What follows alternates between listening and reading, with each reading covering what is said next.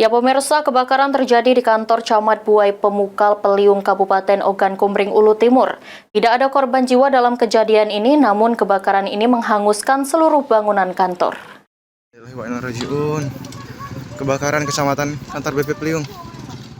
Kebakaran terjadi di kantor Camat Buai Pemukal Peliung Kabupaten Ogan Kumbring Ulu Timur. Api berhasil dipadamkan setelah masyarakat dibantu anggota polisi, petugas damkar yang tiba di lokasi kejadian. Tidak ada korban jiwa dalam kejadian ini, namun kebakaran ini menghanguskan seluruh bangunan kantor. Jadi kami sekitar jam 4.16 ya, jam 16 lewat tadi mendapat laporan langsung dari Bapak Camat, Bapak Ade ini bahwasanya kantor kecamatan BP Peliung telah terbakar. Ketika kami di TKP sudah hampir 90% kantor kecamatan habis dalam api dan api masih menyala. Kita berupaya sehingga pemadam kebakaran datang dan ini masih kita berupaya untuk memadamkan api yang masih ada sisa-sisanya.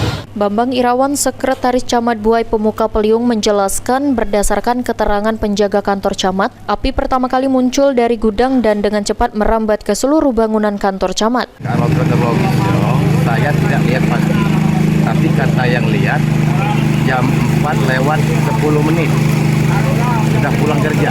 Barang-barang dari kantor camat yang khusus di kantor camat tidak ada yang bisa diselamatkan. Asal api tidak tahu, kata penjaga kantor dari gudang. Nah, dari gudang ini tidak tahu apa sebabnya. Semua aset itu habis semua, termasuk arsip.